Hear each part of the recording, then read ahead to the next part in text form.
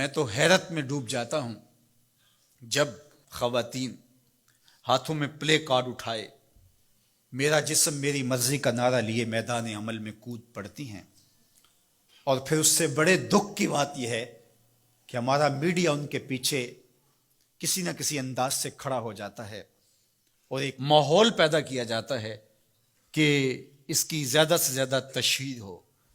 میرا معاشرہ، میرا دین، میری مشرقی روایات، میرا کلچر، میرا تمدن، میری تہذیب اس کی حمایت نہیں کرتا۔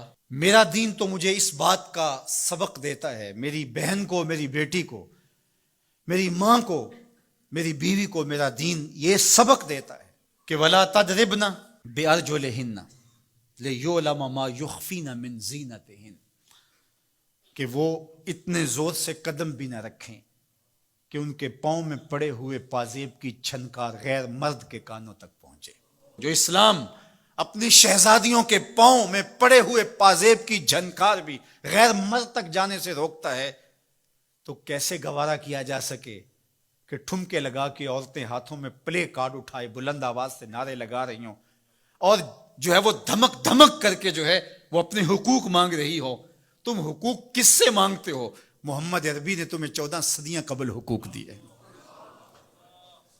اور اگر تم اسلام کو نہیں مانتی اور اسلام کے ضابطوں سے انحراف کرتی ہو تو تمہیں میں ایک نقشہ ماضی کا دکھانا چاہتا ہوں کہ تمہارے وجود کو بھی گوارا نہیں کیا جاتا تھا۔ اٹھا کر کے سسکتی بچی کو زندہ درگور کر دیا جاتا تھا۔ بھائی اس لیے کاٹ دیتا تھا کہ کل کوئی میرا بہنوئی نہ کہلائے۔ عکاس کے میلے میں بیٹوں کے ہاتھوں مائیں فروخت نہیں ہوئی؟ تذلیل کا اور کیا روپ تھا جو عورت نے نہیں دیکھا تھا؟ یہ تو اسلام کا فیض ہے کہ اسلام نے ماں کا روپ دیا، اسلام نے عورت کو بہن کا روپ دیا، عزتوں کی مسند پہ بٹھایا۔ بیٹیاں زندہ درگور ہو رہی تھی، میرے حضور نے کہا میری فاطمہ میرے جگر کا ٹکڑا ہے۔ اس کو بتایا کہ تو تکریم کی جگہ پہ ہے، تو عزت کے مقام پہ ہے، اور حضور علیہ السلام سے سیدہ ملنے آتی، حضور اٹھ کے استقبال کرتے۔ عورت کہتی ہے مجھے حق نہیں دیا گیا جتنے حق تجھے دیے گئے۔ مرد کو وراثت میں ایک حق دیا گیا، عورت کو 2 حق دیے گئے۔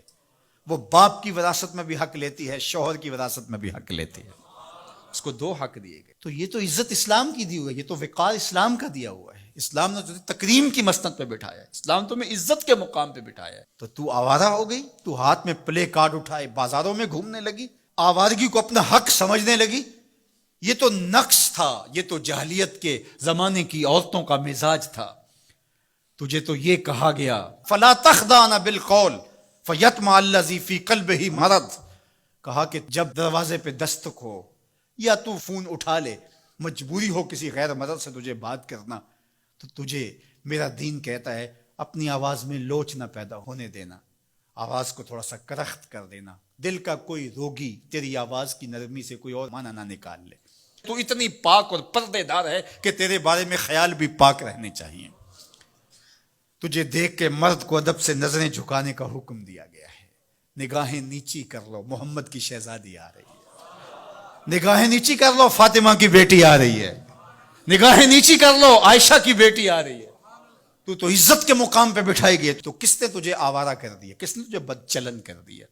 چند ٹگوں پہ، چند ملکوں کے سرمائے پہ، اور چند آوارہ عورتوں کے کہنے پہ جو مغرب کی وظیفہ خور ہیں اور جو نہ نظریہ پاکستان کو مانتی ہیں اور نہ ہی نظریہ اسلام کو مانتی ہیں، ان کے کہنے پہ تو ان کے ساتھ جا کے کھڑی ہو گئی؟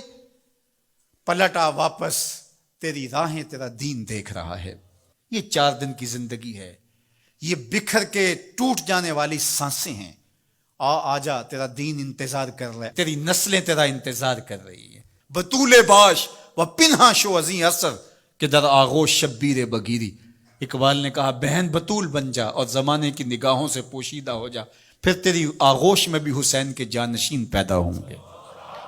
تو مغرب کی ٹینو نہیں ہے، تو محمد کی بیٹی ہے، اور تیرا پردہ تیرے لیے بوجھ نہیں ہے، تیرے پردے کی ایک ایک سلوٹ تیری آبرو کا پیرا ہے۔ تیرا برقع تیری عظمتوں کا نشان ہے۔ جب تو برقعے میں سمٹ کر، جب تو شرعی پردے کے ساتھ ڈھیلا لباس پہن کے گھر سے کسی کام سے مجبوراً نکلتی ہے تو فرشتے بھی ادب سے سر جھکا لیتے ہیں.